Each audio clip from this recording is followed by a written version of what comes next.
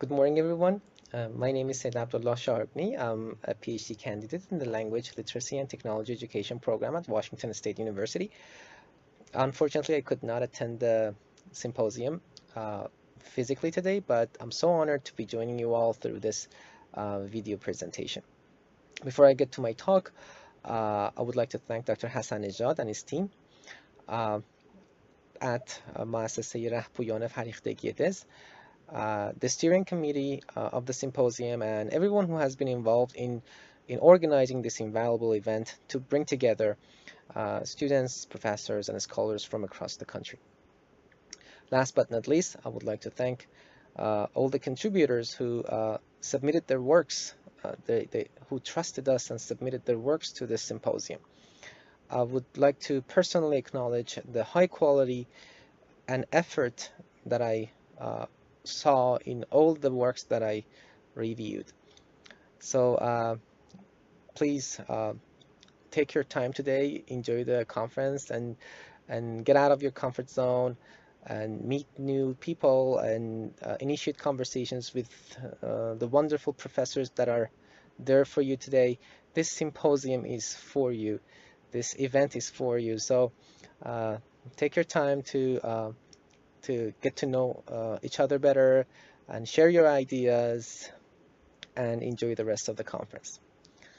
So my presentation is about fan fiction communities and how they could potentially support writing development. So I'll be switching to my slides right now, but please feel free to share with me your ideas, if there is any question, through the email address that I will provide at the end of this presentation.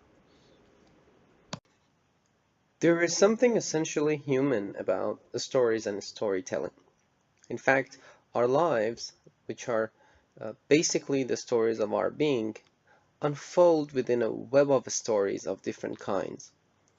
The stories we hear from our parents and as we grow up, stories we learn from our family members, friends, teachers, the media, and generally life. Every day we encounter different people and situations, and our life stories develop even further. This very moment in this symposium is a story for all of us as well. Therefore, stories are authentic. That is, they are connected to our real world. They are connected to our lives. Also, they are interesting. That is, the story is meaningful to us.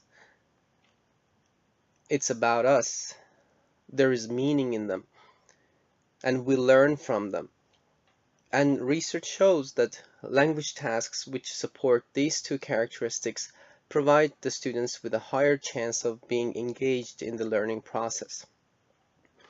Of course, authenticity and interest need to be perceived by the students. In other words, what could be authentic or interesting to me may or may not be interesting to another person.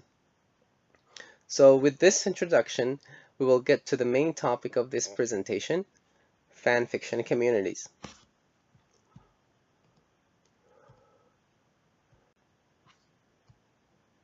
Simply said, a fan fiction community, which could be both online and offline, is a group of people who gather around a shared interest. Say, interest in Sherlock Holmes stories. And then they continue the story in unpredicted ways.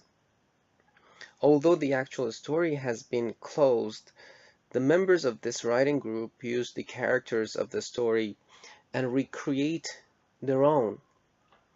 So the story is always open and in the making in the fan fiction world.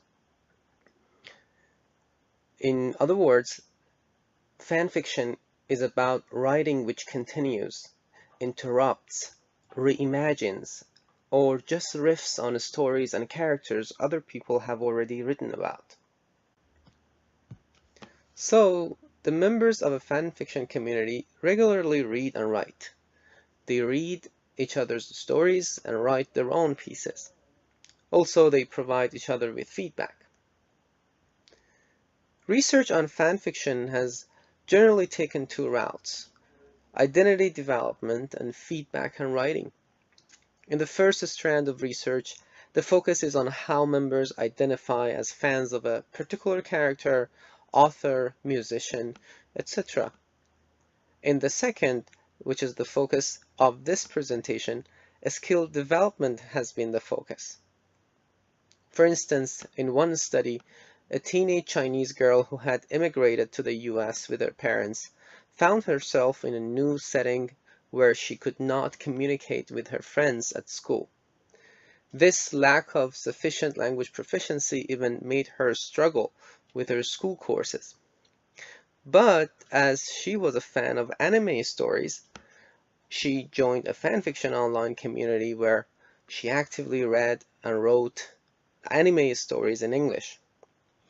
The feedback that she received from her fellow writers helped her develop not only her writing skill, but also made her more confident to interact with her friends in the real world. There is a host of research showing similar results across various contexts. Therefore, fanfiction communities can serve as communities of practice.